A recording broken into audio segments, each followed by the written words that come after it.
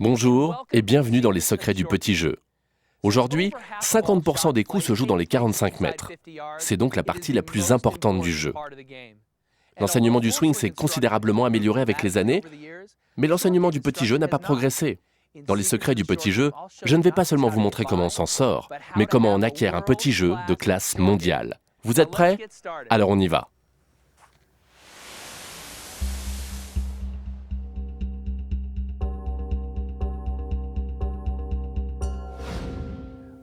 Partons des grands principes du putting pour bien comprendre. Veut-on que le putter se déplace en ligne droite d'arrière en avant ou veut-on obtenir un arc? En fait, il existe des millions de façons différentes de putter et aucune n'est meilleure que l'autre. Ce qu'on doit trouver, c'est celle qui vous convient le mieux. En théorie, il vaut mieux déplacer le putter en ligne droite d'arrière en avant et voici pourquoi. Si mon putter se déplace sur un arc d'arrière en avant et que je relâche la tête du putter correctement, la balle va directement sur la caméra.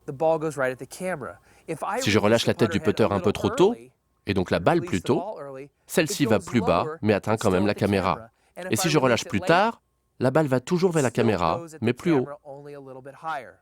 Maintenant, si le putter se déplace sur un arc, et que je le relâche parfaitement, la balle va droit sur l'objectif. Mais si je le relâche un peu trop tôt, elle part sur le côté. Ou un peu trop tard, elle part sur le côté. Donc, en théorie, le putter doit se déplacer en ligne droite d'arrière en avant. Mais cela provoque dans le swing toutes sortes de compensations. Alors, soyons pratiques. Le putter va suivre une légère trajectoire en arc. Et cette trajectoire dépendra aussi du type de putter qu'on utilisera. Par exemple, ici, mon putter a le manche relié au talon de la tête de club. Sa tête tourne autour de l'axe du manche et la face se referme davantage. À l'impact, la face du putter se libère et se referme. La position au putting est importante pour être régulier et le placement des yeux en est probablement l'aspect le plus important. Tout au long de ma carrière, j'ai entendu dire que les yeux devaient regarder au-dessus de la balle. Je n'en crois rien. Pire, ça me paraît complètement faux. Vos yeux ne doivent pas regarder au-dessus de la balle, mais au-dessous et derrière la balle. Ainsi, vous pouvez voir la ligne de putt. Avez-vous déjà vu un tireur d'élite avec la tête au-dessus du fusil? Comme ça? Non. Vous le voyez regarder le long de la ligne du canon. En gardant les yeux derrière la balle, vous pouvez regarder la trajectoire de la ligne de putt. En les gardant au-dessous de la balle, vous êtes plus libre de swinger sur un léger arc. Si vos yeux sont directement au-dessus de la balle, le putter ne swingera qu'en ligne droite d'arrière en avant, sans trajectoire courbe. C'est un coup très difficile à réaliser. En résumé, il faut garder les yeux au-dessous et derrière. Je me positionne pour putter, je mets une balle sur mon nez et la laisse tomber. On va voir où elle atterrit. Juste ici. Mes yeux sont bien derrière pour regarder la ligne, pour me permettre de visualiser le chemin du putter vers l'objectif. Il est essentiel d'être capable de voir la ligne, de lire la ligne. Si nos yeux sont au-dessus de la balle, ça revient à se mettre visuellement face à un mur. On ne voit plus le putt. Au putting, la position de la balle est également essentielle. Il est essentiel d'être régulier, et voici pourquoi. Si on déplace la balle vers l'arrière de notre stance, on réduit le loft du putter. Si on déplace la balle vers l'avant, on augmente le loft. Il faut trouver le point précis où le loft de la face de putter donne une frappe de balle et un roulement parfait. Commençons avec un loft d'environ 4 degrés, ça semble idéal pour l'impact. Maintenant, si on déplace la balle vers l'arrière de notre stance, on réduit le loft du putter. On doit donc donner davantage de loft. Si on déplace la balle vers l'avant, on augmente le loft. On doit donc donner moins de loft pour obtenir 4 degrés à l'impact. C'est au demi-degré près que s'obtient le roulement optimum. Qu'est-ce que le roulement optimum? C'est quand la balle glisse sur un plan presque horizontal et roule doucement. Et c'est justement ce que réussit un loft de 4 degrés à l'impact. Si on a moins de 4 degrés, cela conduit la balle à s'enfoncer dans le sol et à rebondir.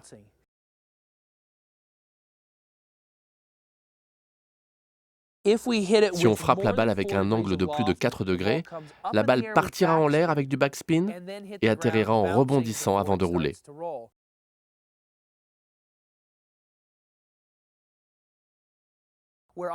J'ai choisi de la jouer à l'intérieur de mon pied.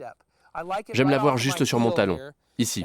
Ça donne une chance à mon putter d'atteindre le point bas de mon arc de swing et de commencer seulement à remonter à l'impact.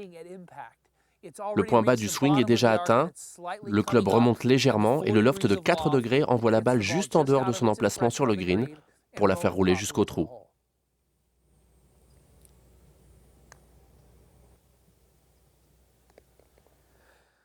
Maintenant, bien que je préfère avoir la balle à l'intérieur du pied, ce qui me permet de frapper en remontant légèrement, on peut très bien putter avec la balle en arrière du stance. Mais là, il y a une ou deux conditions à respecter. On doit soit utiliser un club avec beaucoup plus de loft, soit putter avec les mains en arrière. Si vous aimez avoir la balle très en avant de votre pied, vous pouvez aussi très bien putter, mais vous devez soit utiliser un club avec moins de loft, soit putter avec les mains loin en avant.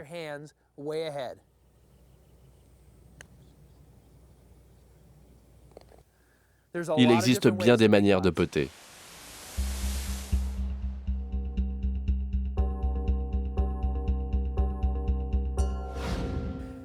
Il y a des millions de mouvements différents, des millions de manières de putter. Mais il y a un must pour être un bon putter à tous les coups. Vos mains doivent continuer en direction de l'objectif. Tous les bons putters laissent les mains continuer en direction de l'objectif. Si on arrête ses mains et que le putter continue, c'est le premier signe d'un mauvais putting. Ça ressemble à ça. On augmente le loft, on change l'angle de la face de club, et la tête du putter se déplace plus vite que vos bras. Les bras se sont arrêtés et le putter continue. Cela rend très difficile le contrôle de la vitesse. Il faut que les bras et le putter se déplacent à la même vitesse et suivent la ligne d'objectif. C'est le signe d'un bon mouvement, propre à tous les bons putters. Je n'ai jamais vu un bon putter arrêter ses mains et laisser le putter continuer seul. Quand on laisse ses mains continuer en direction de l'objectif, ce qui est essentiel dans tous les putts, on éprouve parfois le besoin de bloquer le putt. On empêche ses mains de continuer en direction de l'objectif parce qu'on a la sensation de pousser. Il y a 3 choses qu'on peut faire pour obtenir une face de club square et laisser ses mains continuer en direction de l'objectif sans bloquer. La première, c'est d'utiliser un putter qui se referme davantage, comme celui-ci qui a le manche relié au talon de la tête de putter. Ça favorise la fermeture de la face et ça aide le putter à revenir square plus rapidement. La deuxième est à la portée de tous, c'est renforcer son grip. J'ai toujours entendu que la main de devant doit être face à la main de derrière, presque parallèle. Mais je n'y crois pas. Au contraire, je crois que la main de devant doit être un tout petit peu plus forte. Cela aide à refermer la face de club.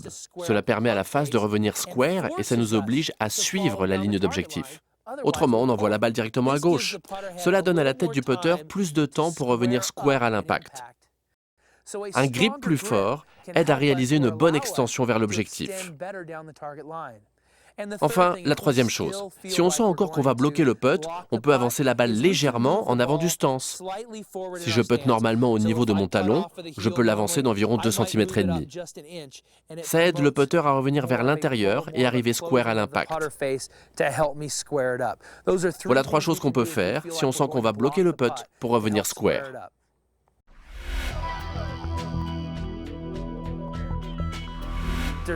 Mais il y a un must pour être un bon putter à tous les coups. Vos mains doivent continuer en direction de l'objectif. Si on arrête ses mains et que le putter continue, c'est le premier signe d'un mauvais putting. Ça ressemble à ça.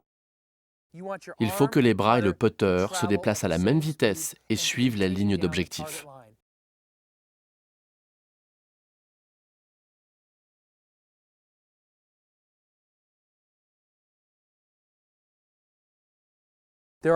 Il y a 3 choses qu'on peut faire pour obtenir une face de club square et laisser ses mains continuer en direction de l'objectif sans bloquer. La première, c'est d'utiliser un putter qui se referme davantage, comme celui-ci qui a le manche relié au talon de la tête de putter. Ça favorise la fermeture de la face et ça aide le putter à revenir square plus rapidement. Renforcer son grip. Au contraire, je crois que la main de devant doit être un tout petit peu plus forte. Cela aide à refermer la face de club. On peut avancer la balle légèrement en avant du stance. Si je putte normalement au niveau de mon talon, je peux l'avancer d'environ 2,5 cm. Ça aide le putter à revenir vers l'intérieur et arriver square à l'impact.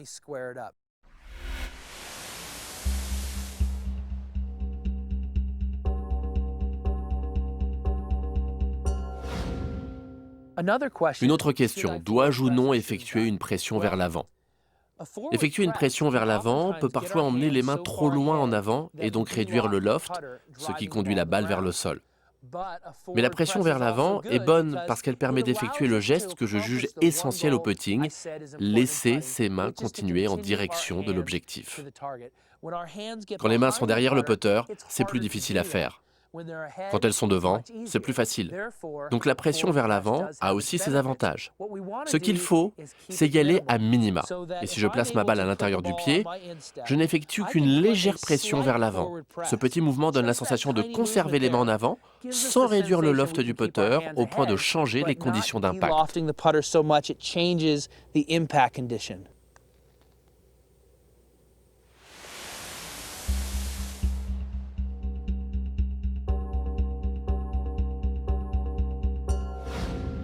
On a évoqué un certain nombre de généralités du putting, des putters, de la position de la balle, du loft, d'une frappe en phase remontante.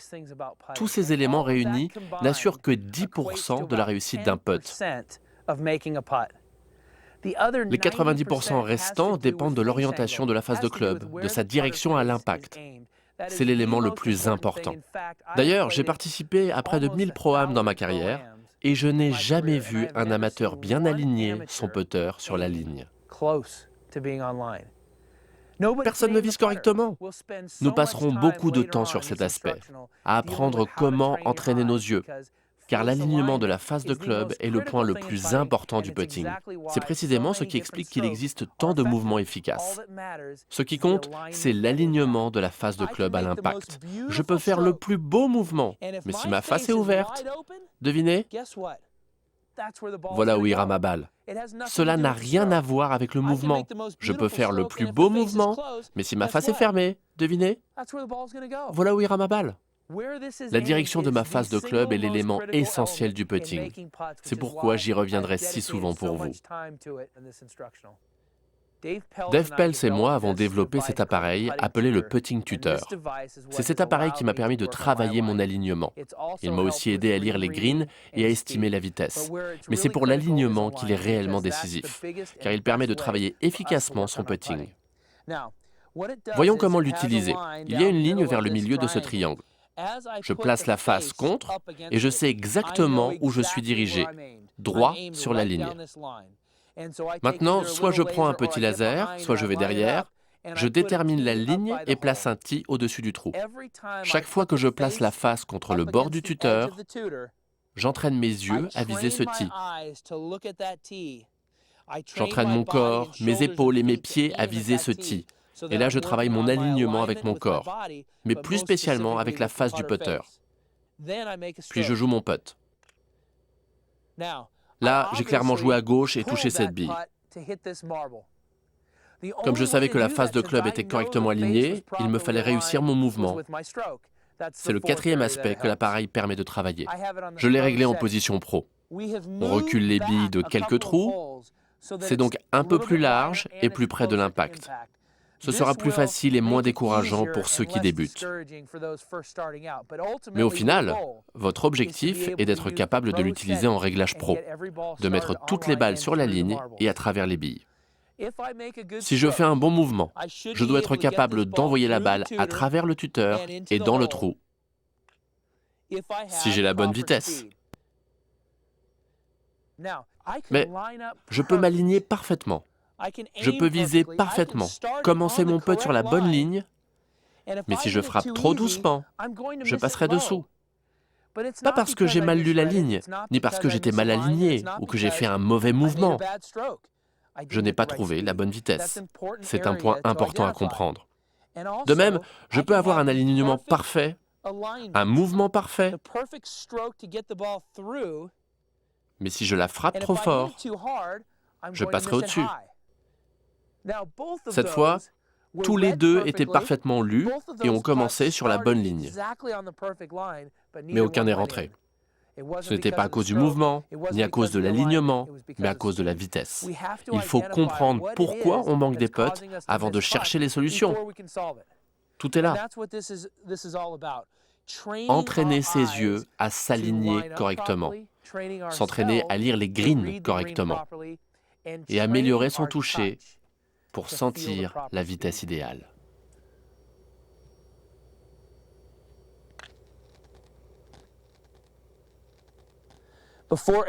Avant chaque tour, je passe 5 minutes avec le tuteur à faire des hook putts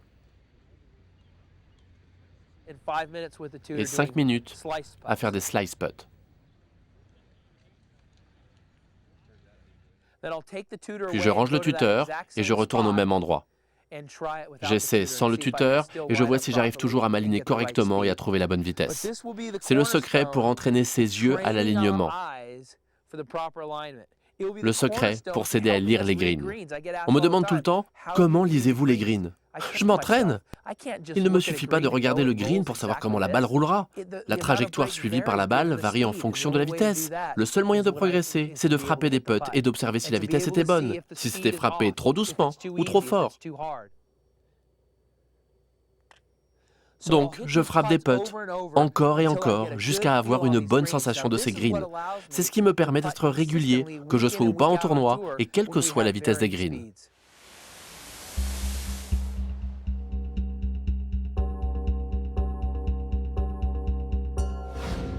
Il y a quelques années, j'ai passé du temps avec Jackie Burke, qui m'a initié à son exercice du cercle de 90 cm. C'est devenu la base de mon petit jeu, et cela doit également être la vôtre. C'est la partie essentielle, car plus que la qualité de votre putt, ce qui compte, c'est d'où vous puttez. À 90 cm, on rentre 97 à 100% de tous nos putts. Mais si on recule de 30 cm pour jouer un putt d'1,20 m, on tombe sous les 90%. Et si on recule encore de 30 cm pour jouer un putt d'1,50 m, ce pourcentage tombe à 75%. À 1,80 m, le pourcentage chute à 55%. Nos chances diminuent de façon exponentielle. Il faut mettre chacun de nos putts et de nos chips à l'intérieur de ce cercle. En faisant cela, on rentre beaucoup plus de putts et de chips pour des raisons purement physiques. Si on peut mettre 100 chips ou 100 putts dans ce cercle, on en rentre 5 ou 10 directement dans le trou, simplement à cause de l'espace occupé par le trou. Mais si on met les putts et les chips dans un cercle d'1,80 m, on aura déjà de la chance d'en rentrer un. Voilà notre objectif. Mettre tous nos putts et nos chips à l'intérieur de ce cercle de 90 cm.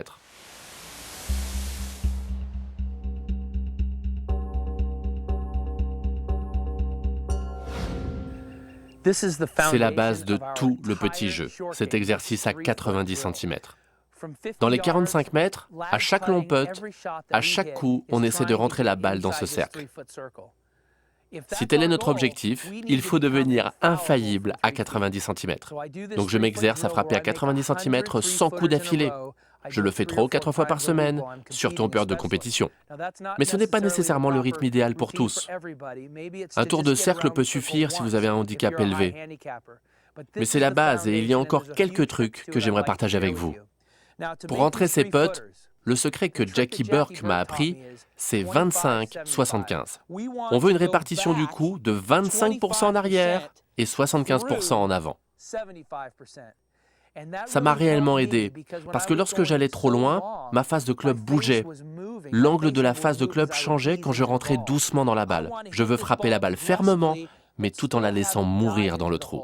En fait, on a tendance, avec une montée courte, à se crisper un peu. Pour combattre cette tendance, il faut garder une pression de grip légère. J'adopte donc une pression de grip légère, je monte de 25 et je traverse de 75. C'est la base de la technique. Mais quand je pratique cet exercice, je compte dans ma tête chacun des coups, et ça me permet de créer un rythme. 1. J'essaie de conserver la même routine. 2. 25, 75. 3. 4. 5. Après 5, je retire les balles du trou, il est presque plein. J'essaie de ne pas marcher sur la ligne car ça peut aussi faire une grosse différence. Votre objectif n'est peut-être pas d'en rentrer 100 d'affilée, mais peut-être seulement 10 d'affilée, ou peut-être 50 selon votre niveau, mais c'est la base de notre petit jeu. On reprend le rythme. 6. On se déplace de la même manière. 7. Je repère aussi comment les pentes évoluent, que ce soit des pentes de gauche à droite ou des pentes de droite à gauche. 8, 9 et 10. Ce rythme m'aide à jouer quand je suis sur le parcours et que j'ai un putt difficile. Je me mets sur le côté et je retrouve le rythme que cet exercice, que cette base m'a donné. Les chiffres peuvent changer. 56, 57, 58. Je frapperai même un coup d'essai rien que pour garder le rythme en tête. Quand j'ai gagné le tournoi PGA Baltus Roll en 2005, je suis arrivé sur le dernier trou où j'ai joué un chip dans le cercle de 90 cm.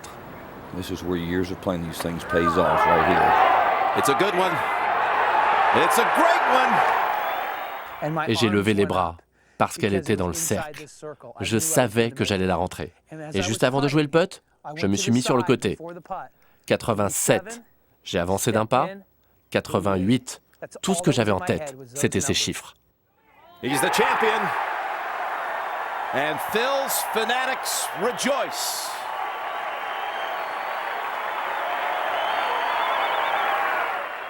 Ça m'aide à maintenir la pression quand je suis seul à préparer les grands tournois.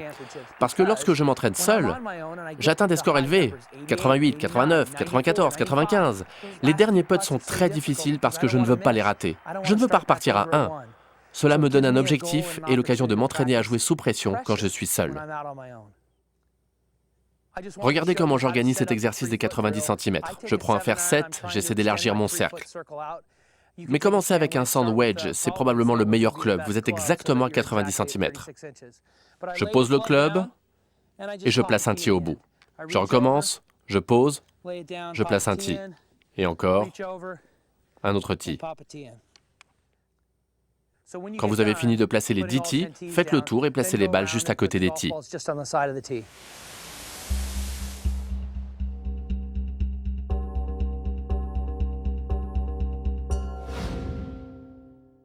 Je recule maintenant pour l'exercice à 1m80. Je m'entraîne d'abord sur le cercle de 90 cm, c'est ma base, mais je vais également passer beaucoup de temps sur le cercle d'1m80, parce que c'est à cette distance que les pentes ont une plus grande influence sur la trajectoire de putt. On doit parfaitement lire la ligne de ces putts et donner la bonne vitesse pour les rentrer.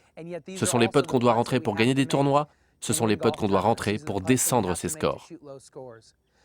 Je vais travailler ce cercle. Si mon objectif à 90 cm était de rentrer 100 putts d'affilée, mon objectif actuel est de rentrer toutes les balles du cercle en une fois. Et ce n'est pas facile. Mais je respecte toujours la répartition 25-75, la même technique qu'à 90 cm. Encore une fois, c'est ma base. J'essaie de commencer par un putt en ligne droite, parce qu'ainsi, quand je tourne autour du cercle, je peux voir les différences entre un hook putt et un slice putt. Et ça m'aide à lire les greens sur le parcours.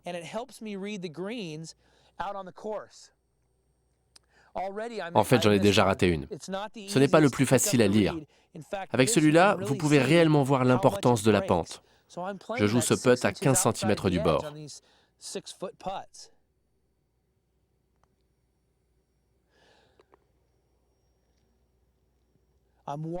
J'observe, j'essaie d'apprendre la ligne parce que j'anticipe déjà que lorsque je serai sur le parcours, ce sera déterminant. Et voilà, les statistiques ne mentent pas. Nous sommes environ à 55-60% de réussite à 1m80 et c'est à peu près mon score. Mais j'aimerais faire un peu mieux.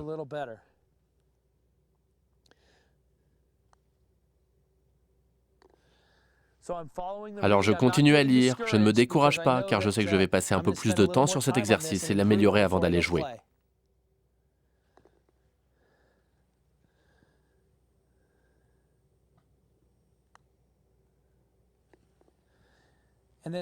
Et enfin, pour 70%, parfait, c'est le bon score, 70%, c'est là que je dois être. Pour le cercle d'1m80, je prends un sand wedge et je le retourne. Je le pose dans le trou et je le retourne. Et je place un tee au bout. Je répète ça 10 fois.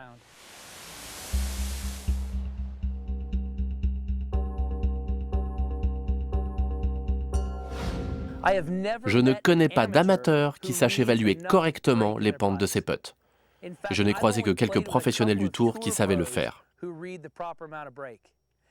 Dave Peltz a fait une étude qui prouve que les golfeurs de handicap élevé pour les putts de 6 mètres sous-estiment l'inclinaison des pentes dans 100% des cas.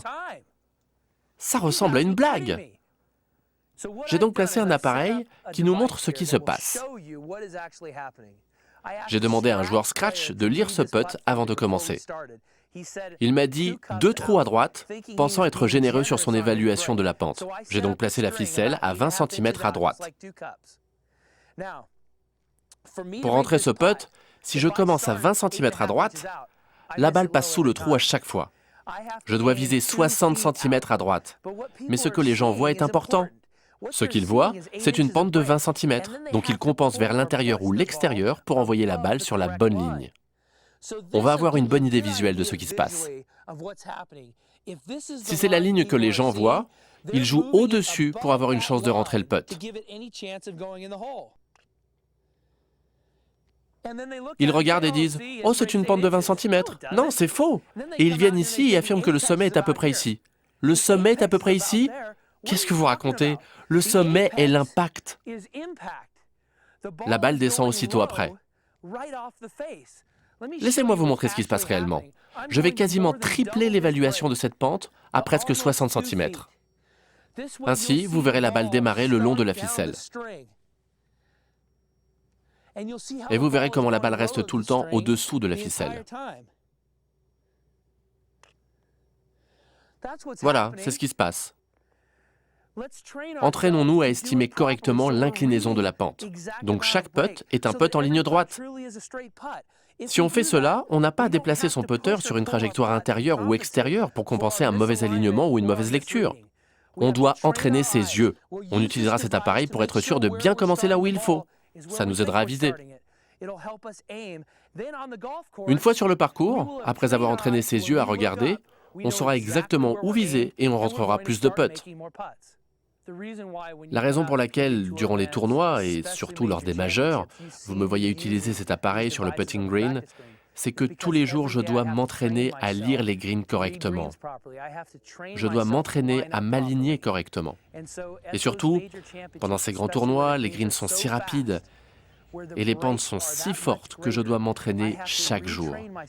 Et je compte sur cet appareil pour trouver mes sensations et avoir une aide visuelle. Maintenant, je suis exactement au même endroit qu'avec l'appareil. On avait une ligne surélevée indiquée par la ficelle, ainsi que le putting tuteur, mais j'ai retiré tous ces appareils. Car au final, on jouera sur un parcours et on doit y arriver sans ces aides. Mais je sais exactement ce que fait ce putt, je sais où viser et je sais de quelle vitesse j'ai besoin. Maintenant, j'essaie sans les aides.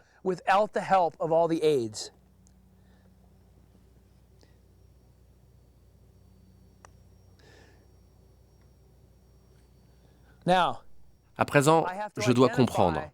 Ai-je manqué ce putt parce que j'ai joué trop de pentes ou ai-je joué trop fort? Manifestement, je l'ai joué trop fort. Je vais donc essayer de jouer le même un peu plus doucement et voir si je peux à nouveau aller dans le trou. Et voilà. Il s'agit d'identifier le vrai problème sans les aides. On est maintenant prêt à s'entraîner sans elles. On sait désormais exactement ce qui se passe et où viser. On a entraîné ses yeux à viser correctement, on a entraîné son corps à s'aligner correctement, on s'est entraîné à aligner la face de putter, on a correctement lu le green. Reste à trouver les sensations et le toucher pour obtenir la vitesse idéale et rentrer le putt.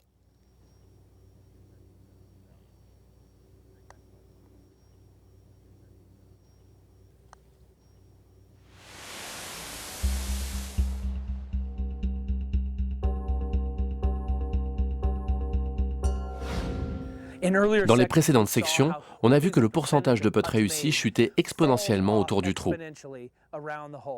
Quand on recule à 12, 15, 18 mètres, le nombre de putts rentrés est si dérisoire que ce n'est pas notre objectif. Notre objectif, c'est de les mettre dans le cercle de 90 cm et on sait qu'on les rentrera au prochain coup. Il y a quelques années, Dave Peltz m'a appris cet exercice génial qui est devenu le pilier, la base de mes longs putts. C'est l'exercice des 12, 15, 18 mètres où je dois frapper 3 putts de chaque distance à l'intérieur du cercle et finir avec une 10e balle de 15 mètres. Quand j'ai essayé la première fois, je me suis dit, personne ne l'a encore jamais fait. Mais avec de l'entraînement, mon toucher s'est amélioré et j'ai réussi. D'ailleurs, j'ai gagné le Masters 2006 2 mois après avoir appris cet exercice de Dave. Avant de commencer, je dois vous parler technique, parce qu'il y a 2 variables dans les longs putts. La première, c'est la longueur de la montée. Quelle est la longueur du swing? La seconde, c'est l'effort, l'énergie utilisée dans la traversée. Il faut transformer une de ces variables en constante pour n'en avoir qu'une à ajuster. Durant la traversée, il faut si possible toujours accélérer avec la même énergie. Il faut swinger en avant autant qu'on peut, aussi fermement qu'on peut, sans augmenter la pression du grip. Cela nous permet donc de ne plus avoir que la longueur de la montée à changer. Sur ce putt de 15 mètres, je vais traverser aussi fermement que je peux, en ne changeant que la longueur de la montée. Vous voyez, le finish était agressif à travers la balle. J'ai frappé cette balle trop fort. Je dois donc recommencer avec une nouvelle balle. Mais je raccourcis la montée avec la même énergie à la traversée. Et cette fois, la balle s'en va dans le cercle.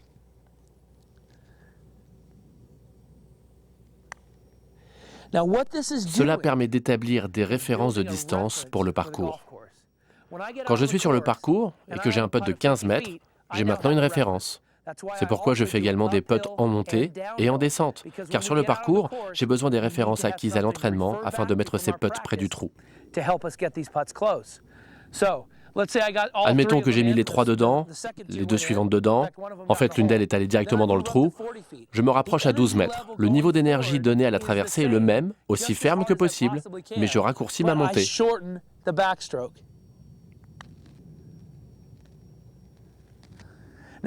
Maintenant, je ne cherche pas à la rentrer, j'essaie de la mettre dans le cercle et elle passe juste les tees.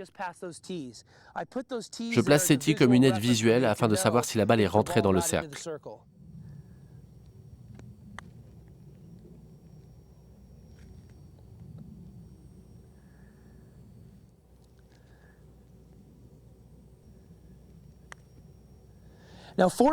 À 12 mètres, ce n'est pas si difficile, moins qu'à 18 mètres.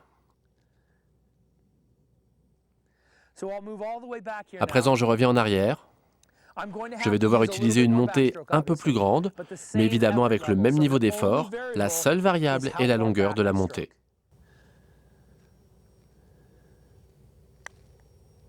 C'est important de savoir que sur les putts en descente, on joue 3 fois plus souvent 3 putts que sur les putts en montée. Passons un peu plus de temps à affiner nos sensations et notre toucher sur les longs putts en descente. Encore une fois, ça nous aide à établir une référence pour nos coups sur le parcours. Je sens maintenant ce qu'est un putt de 18 mètres. En éliminant une des variables, c'est-à-dire la fermeté nécessaire pour traverser la balle, et en la rendant régulière, je n'ai plus qu'à ajuster la montée.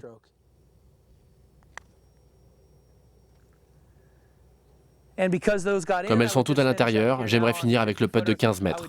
Je vais jouer la 10e balle. C'est une autre façon de maintenir la pression parce que c'est mon dernier putt. Je veux absolument le rentrer, sinon je devrais tout recommencer depuis le début. Je reprends mes coups d'entraînement en utilisant la référence des putts de 15 mètres établie plus tôt. Je joue aussi fermement que je peux en utilisant la même vitesse, cette vitesse constante de traversée. Mais j'essaie de trouver le niveau de la montée qui m'a permis de mettre ces putts de 15 mètres près du trou.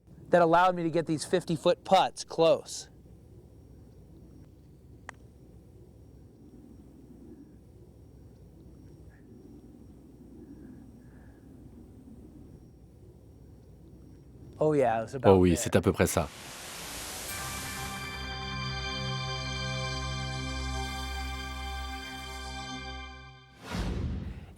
Je vous ai montré qu'il y a de nombreuses manières de putter efficacement.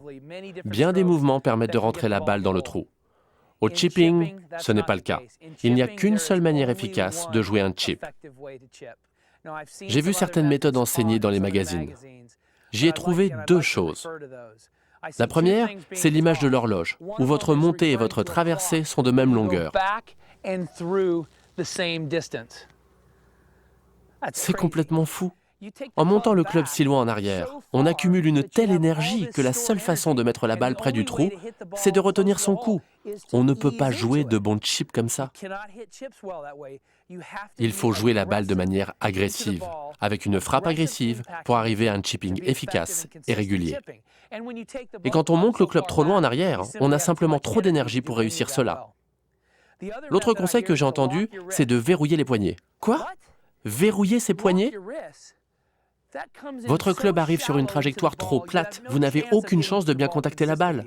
Il faut lever le club rapidement en armant les poignets et revenir en descendant agressivement.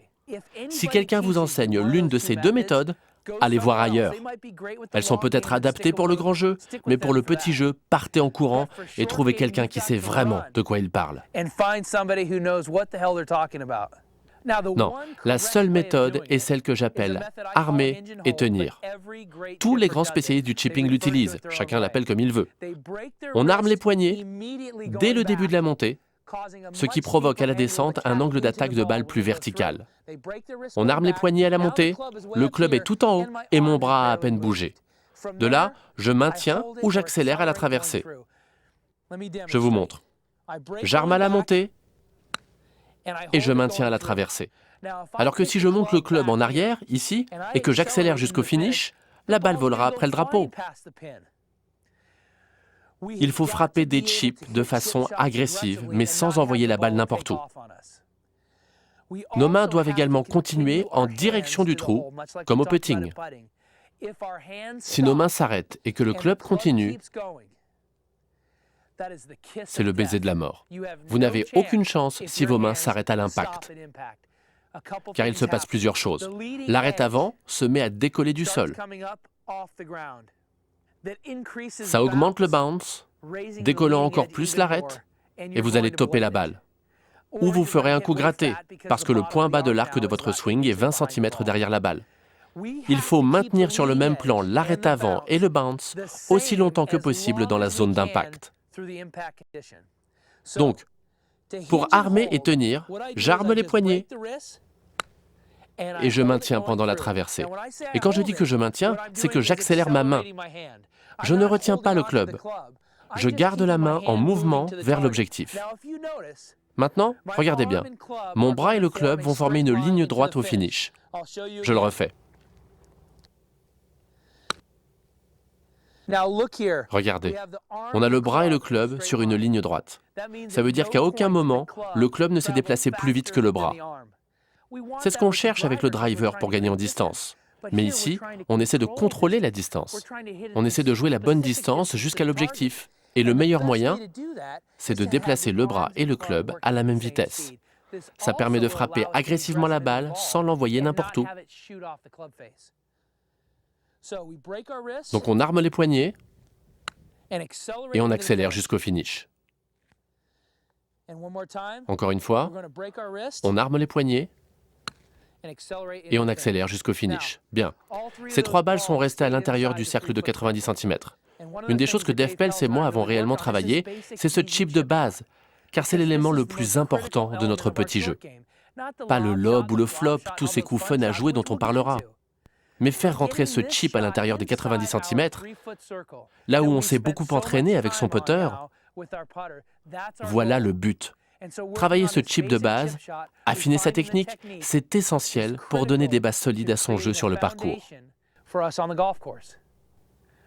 Maintenant qu'on entre dans le détail de ce qu'est armer et tenir, parlons brièvement des wedges. J'utilise un 60 degrés pour ce coup, peu importe l'importance du bounce. 6 à 9, 10 degrés de bounce, c'est bien. Et aujourd'hui, tous les wedges sont formidables. Il y a une chose que j'aime avoir sur mes wedges, c'est une semelle épaisse. Voici le wedge que j'utilise. Cette étroite semelle avec très peu de bounce fait que, lorsque je l'ouvre, je ne tape jamais rien sur l'arrière.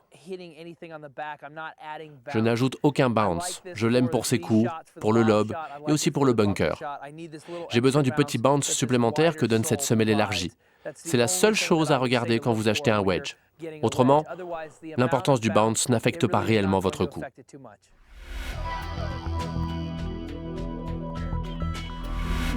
La seule méthode est celle que j'appelle armer et tenir. Tous les grands spécialistes du chipping l'utilisent, chacun l'appelle comme il veut. On arme les poignets dès le début de la montée, ce qui provoque à la descente un angle d'attaque de balle plus vertical. On arme les poignets à la montée, le club est tout en haut et mon bras a à peine bougé. De là, je maintiens ou j'accélère à la traversée. Je vous montre. J'arme à la montée et je maintiens à la traversée.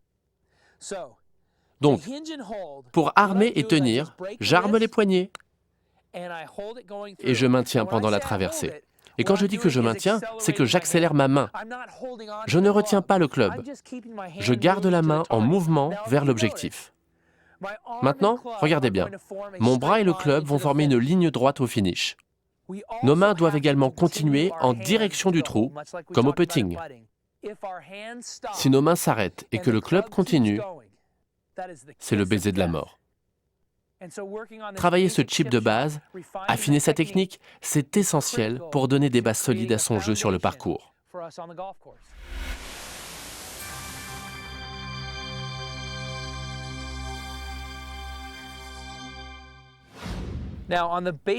Avec la méthode de base armer et tenir, je me place parfaitement square par rapport à la ligne de jeu. Ma face de club est parfaitement square et ma balle est positionnée à l'intérieur du pied, comme au putting, comme à l'entraînement. J'essaie toujours de garder la même position de balle. La face est parfaitement square, j'arme les poignets à la montée, j'accélère à la descente et je joue le chip de base selon la méthode armer et tenir.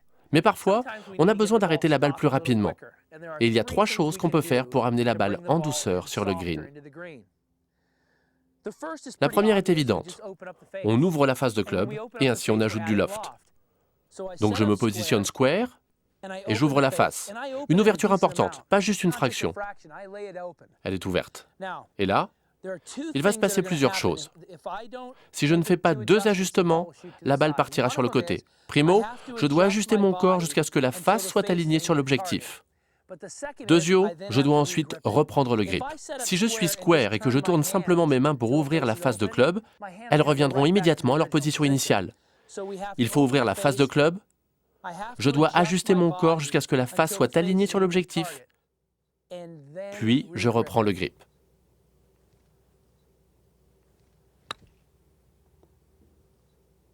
Je vous montre encore une fois. J'ouvre, j'ajuste mon corps jusqu'à ce que la face soit alignée sur l'objectif, et là je reprends le grip.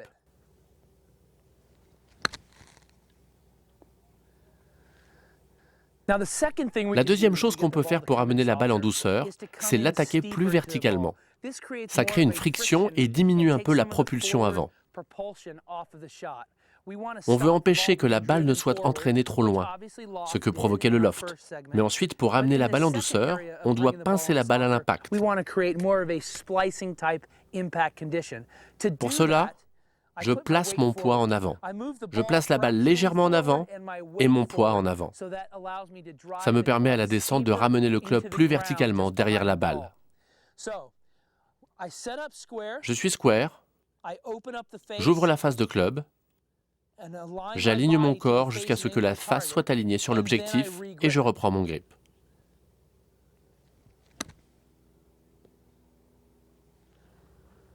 À présent, j'obtiens une balle plus haute, plus douce, qui s'arrête plus rapidement. Je le refais. J'arrive plus verticalement sur la balle. Pour ça, mon poids doit être en avant, la balle légèrement en avant. Je pars de la position d'origine du chip de base en ouvrant la face de club. Puis j'ajuste mon corps pour que la face soit alignée sur l'objectif. Mon poids et ma balle sont en avant. J'arme et je maintiens pendant toute la traversée.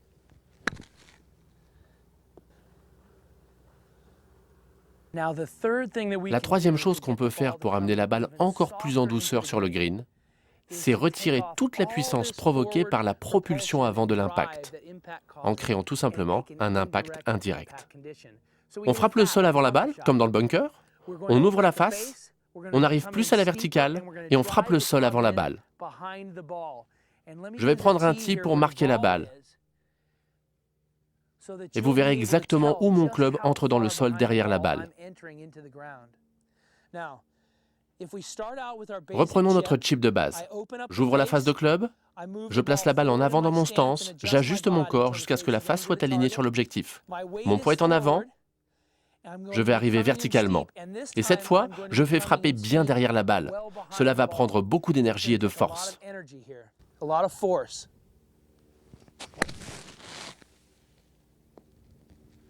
Et je produis un lob haut.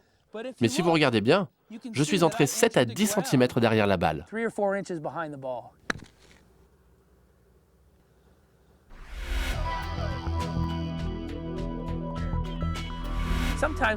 Mais parfois, on a besoin d'arrêter la balle plus rapidement. Et il y a 3 choses qu'on peut faire pour amener la balle en douceur sur le green. La première est évidente. On ouvre la face de club et ainsi on ajoute du loft. Je dois ajuster mon corps jusqu'à ce que la face soit alignée sur l'objectif. Je dois ensuite reprendre le grip.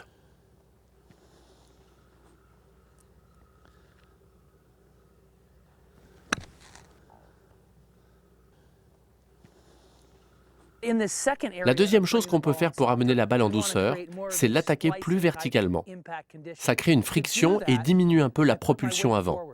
Pour cela, je place mon poids en avant. Je place la balle légèrement en avant et mon poids en avant. Ça me permet à la descente de ramener le club plus verticalement derrière la balle. Je pars de la position d'origine du chip de base en ouvrant la face de club. Puis j'ajuste mon corps pour que la face soit alignée sur l'objectif. Mon poids et ma balle sont en avant. J'arme et je maintiens pendant toute la traversée.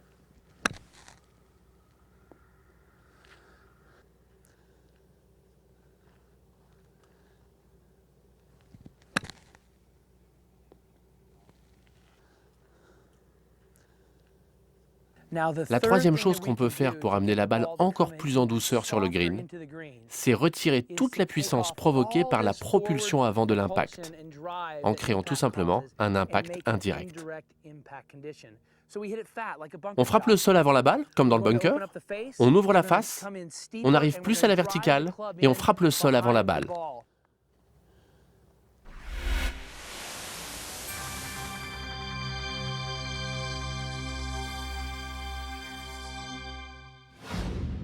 Lorsqu'on travaille la méthode armer et tenir et qu'on travaille le lob, on peut rencontrer 3 types de difficultés. La première, c'est qu'au moment où on veut amener le coup en douceur, on a du mal à ouvrir suffisamment la face du club.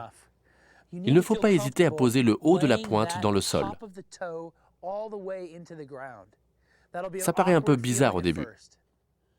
La seconde erreur que je remarque souvent chez des joueurs, c'est qu'ils cherchent une trajectoire de club extérieur-intérieur comme pour jouer un coup coupé.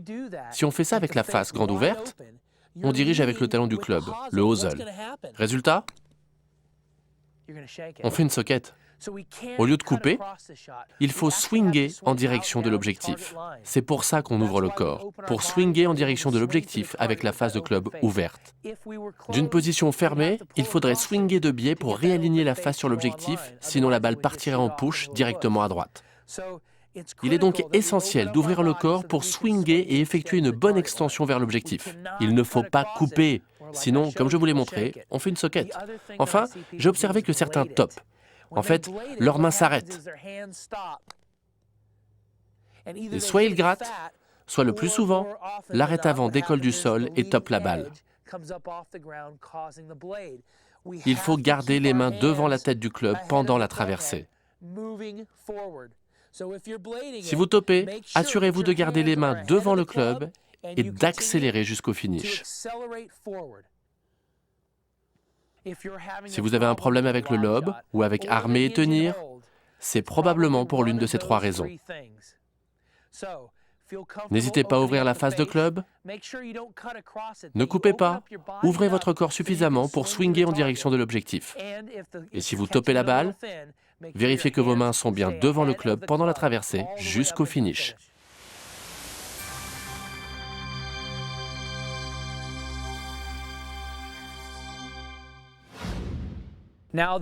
Passons au chip bas roulé. On a vu comment amener des balles en douceur vers des drapeaux isolés. Mais parfois, on a plein de greens pour travailler et on a besoin de jouer une balle basse qui roule beaucoup. Il y a 2 façons de jouer ce chip. La plus simple, la plus facile, c'est d'utiliser la méthode armer et tenir qu'on vient d'apprendre en changeant de club. J'ai pris mon fer neuf. Je vais jouer ce drapeau à une vingtaine de mètres. C'est toujours la même méthode, armer et tenir. Le swing sera plus court parce qu'évidemment, la balle va partir plus vite. Comme j'ai un club moins lofté, ça va rouler. Mais je vais armer les poignets rapidement, accélérer et observer où mes mains vont finir. Elles ne vont pas s'arrêter à la balle. C'est toujours la même méthode, armer et tenir. Armer les poignets et traverser. On peut voir au finish, le bras et le club forment une ligne droite. De cette façon, il est très facile de contrôler la distance. Encore une fois, même position, armer les poignets, maintenez et accélérez dans la balle. Jeune, j'étais assez paresseux. Dans notre jardin, quand je m'entraînais autour du green de mon père, je ne voulais pas changer de club à chaque chip. J'ai donc appris à jouer tous les chips avec le même club.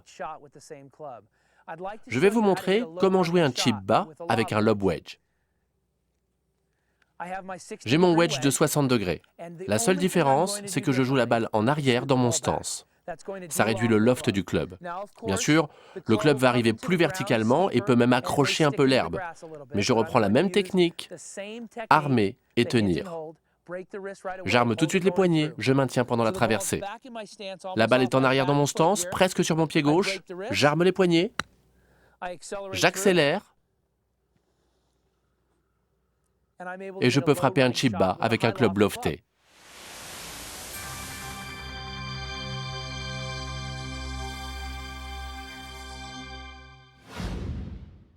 J'adore chipper. J'ai toujours fait ça. J'avais un green pour chipper dans mon jardin, j'y ai travaillé dur. La méthode armer et tenir semble très facile à reproduire. J'aime taper des balles, mais parfois les chips autour du green ne sont pas les meilleurs coups à jouer. En fait, il m'a fallu mettre mon ego et mon goût pour le chipping de côté pour gagner enfin au Masters. C'est en 2004 que j'ai commencé à putter en dehors des greens. L'herbe autour des greens était si ferme que je ne pouvais efficacement glisser mon lob wedge sous la balle. Je me suis donc entraîné à putter en dehors des greens. Au plan technique, il n'y a pas de grande différence à putter en dehors du green. On peut placer la balle plus en avant dans le stance pour augmenter le loft, mais pas forcément. L'essentiel, c'est de ne pas regarder le green. Il faut lire le fairway. Trop souvent, les gens regardent le green en ayant l'impression que ça va être rapide. Et ils restent courts. Ils ne jouent jamais assez fort. Donc, ce que j'essaye de faire, c'est de lire le fairway. J'essaie de lire sa vitesse. C'est pourquoi je m'entraîne toujours à faire quelques putts avant de jouer en dehors du green. J'essaie de lire la pente et de trouver les sensations adéquates. Mais en fait, rien n'est vraiment différent. Je garde la même position de balle, je regarde le fairway, pas le green, qui sera nettement plus rapide que le fairway.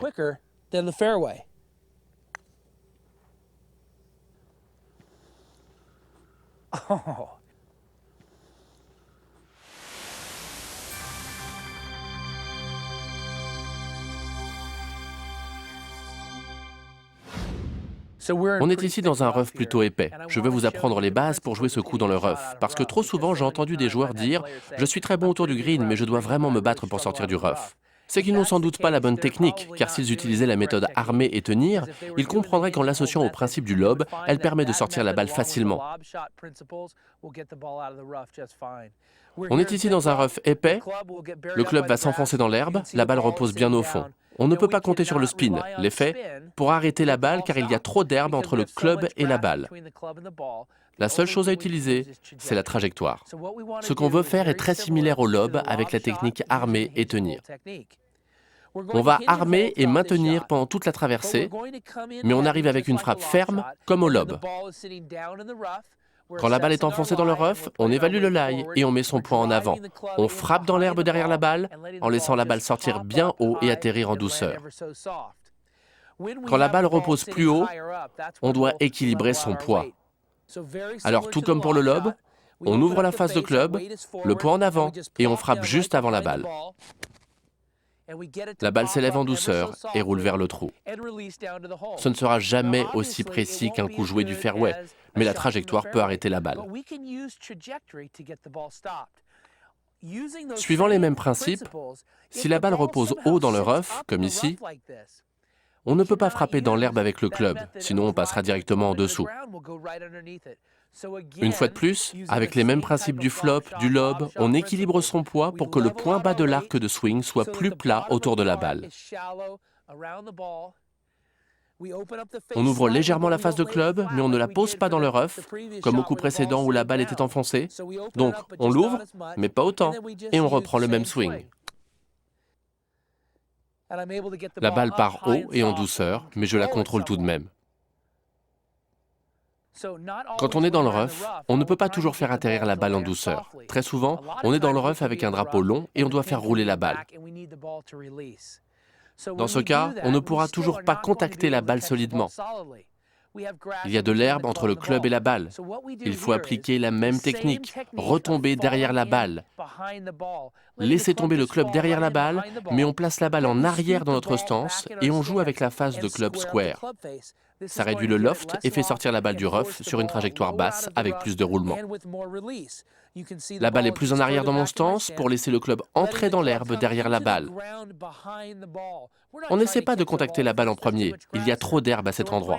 Alors on joue comme un mini flop, bien que la face soit square.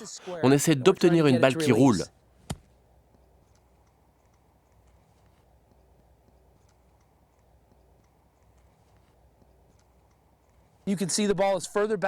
La balle est en arrière dans mon stance, je frappe dans l'herbe juste derrière la balle. La balle sort et roule.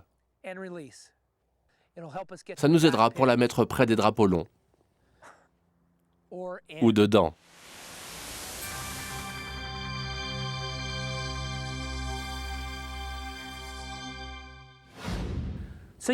Vous avez appris le chip de base, la méthode armer et tenir. On s'est entraîné avec un drapeau court, mais la méthode s'applique aussi pour d'autres distances dans les 45 mètres. Si on recule le drapeau environ 18 mètres, sachez que c'est exactement pareil. Même position, square par rapport au trou, la face de club est square, j'arme les poignets et j'accélère jusqu'au finish. Le club et le bras forment toujours une ligne droite. Si je veux jouer une balle plus douce, c'est la même chose que précédemment. Je peux me contenter d'ouvrir la face de club. Je me place square, j'ouvre un peu la face de club, puis je réajuste ma position jusqu'à ce que ma face soit alignée sur l'objectif et je reprends le grip. Le même mouvement, armer et tenir. Quand j'accélère jusqu'au finish, le club et le bras forment une ligne droite. Maintenant, à 35 ou 45 mètres, ça montera ici et ça peut casser légèrement. Peu importe. L'important, c'est qu'à l'impact, le club et le bras se déplacent à la même vitesse. Que l'arête avant et le bounce restent constants le plus longtemps possible.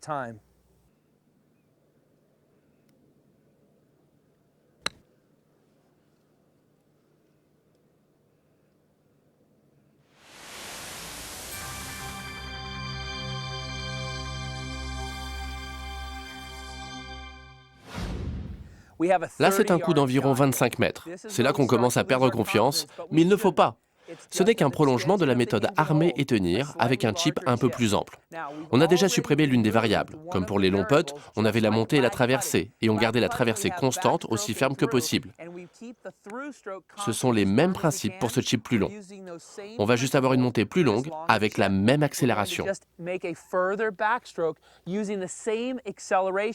On ne va pas effectuer ce 9h, 3h où le club monte très loin derrière pour ensuite décélérer. On reprend la méthode armer et tenir. On arme les poignets et on accélère jusqu'au finish. Sauf que la montée est un peu plus longue que pour un chip, mais bien plus courte que pour un plein swing. De cette façon, je peux contacter la balle agressivement. Je joue un petit chip. Observez comme ces deux coups sont similaires. J'arme mes poignets et j'accélère en traversant. Tout est identique. Je fais exactement pareil. Quand j'ai accéléré, mes mains et mon club forment une ligne droite. Il n'y a pas de différence. J'allonge ma montée et j'accélère jusqu'au finish. Le bras et le club forment une ligne droite. Ça me permet de frapper fermement la balle sans pour autant l'envoyer n'importe où. Je contrôle la distance, c'est le but. On doit être capable de mettre ces chips dans le cercle de 90 cm. C'est là qu'on va gagner des coups, là qu'on va gagner nos tournois. Ça pourrait être à Nassau ou en club, voire peut-être pour les Masters. Ce sera là où il faut. Cette fois, on est à 45 mètres. Ce coup en gêne plus d'un. Mais quand on maîtrise les bases de la méthode armer et tenir, ce n'est plus qu'une extension du chip de base. On ne change pas grand-chose d'autre que l'amplitude du chip. On arme les poignets rapidement et on accélère jusqu'au finish. Rien à voir avec un swing normal. On ne monte pas le club très loin en arrière pour ensuite décélérer à l'impact. Surtout pas. Ce qui compte ici, c'est la même chose que ce qui compte au chipping et pour les coups à 25 mètres. Il faut que l'arrêt avant et le bounce longent durablement le sol sur un même plan.